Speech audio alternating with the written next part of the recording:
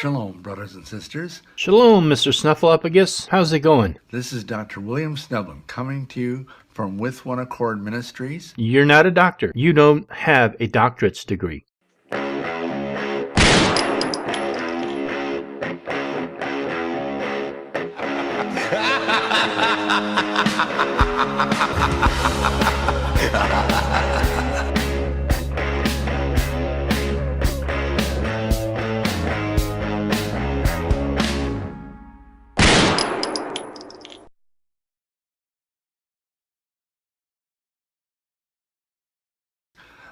And this is somewhat unique Oh, you mean unique as in completely made up? Sure, sounds about right. thing because this is both a Treasure Guardians teaching, but it's also a warning Why don't you just tighten your glasses, Mr. Snuffleupagus? for spiritual warriors to get their swords out of their sheaths and get ready to pray. Pull their swords out of their sheaths and get ready to pray? Okay, all right. That's an odd way of praying, but sure, why not? We are in a very intense time of year right now. As this video is being shot, we are in the 13th of July, and we are right in the middle of a season within the Jewish calendar where there's a lot of spiritual intensity. I'm going to explain why in a moment. Now, additionally, we have coming up in 10 days the Satanic Crowleyan, Aleister Crowley Feast of Sothis or Sirius. That's July 23rd. Neither the Church of Satan, the OTO, DAA, or Aleister Crowley celebrated any kind of a feast to Sothis or Sirius. And even if they did, so what? Now, I don't want to go into that today. We have a teaching on that particular thing, a video teaching you can see below. It will be linked. You can check that out if you haven't already seen it. It's from about a year ago. Additionally, we have coming up in a little over 2 weeks the Wiccan Satanic Feast Day of Lammas tide or Lunasa. It's not a satanic holiday. It's a traditionally pagan celebration, specifically an Irish pagan celebration, but a lot of people in the pagan community celebrate it, and a lot of witches celebrate it. Satanists, they could if they wanted to. I mean, there's nothing stopping them for it, but it is not necessarily a quote-unquote satanic holiday. Their holidays are a bit different from other pagan traditions, but yes, they do celebrate some of the pagan celebrations. Also, Lunasa maybe being one of them. You know, couple different names, which is one of the 8 major both witchcraft and satanic calendar days, high feast days. It's amazing how you tout yourself as this occult expert and you don't know the most simplest information. Now, what makes this especially intense is the fact that there's a Hebrew anniversary that is coming up that is called Tish B'Av, which basically means the 9th day of the month of Av, which is usually in the late summer. Of course, the Hebrew months are different than the Gregorian calendar months, for reasons we've explained elsewhere.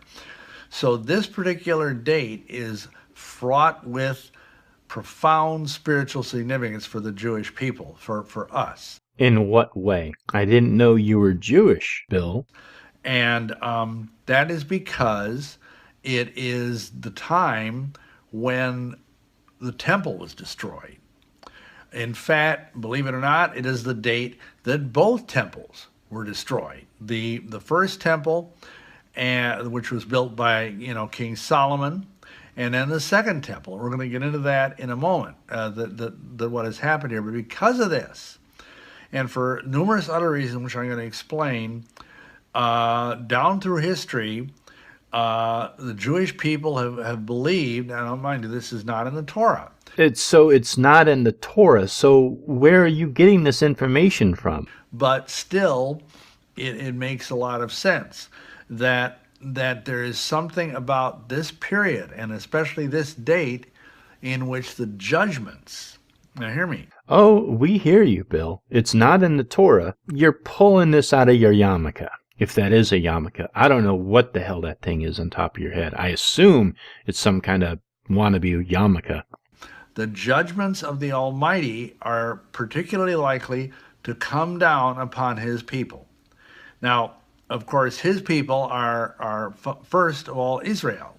But additionally, they are anybody who calls upon the name of Yahushua in saving faith. So this is not just about, us Jews. This is also about the people of Yahweh.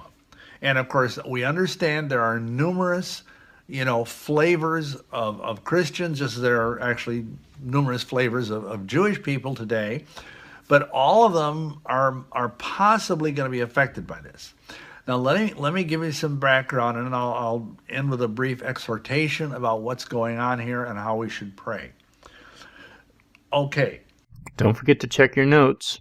What happened is back in the days of the memory is the first to go. Of Nebuchadnezzar, the king of Babylon, he breached Jerusalem's wall on the date that is known as the 17th day of Tammuz in the Jewish calendar, it would happen to have been this year. It would have been Tuesday, a couple of days ago. And what exactly does this have to do with your complete utter nonsense about pagan and satanic holidays coming up? You're talking about two completely different things which are completely unrelated. That began the beginning, if you will, of the end of Jerusalem as an independent city and state, and of course the end of the temple, because eventually 3 weeks later he broke through, the king of Babylon broke through and smashed through the internal defense of the city and basically sacked the temple, looted the temple, and burned it to the ground.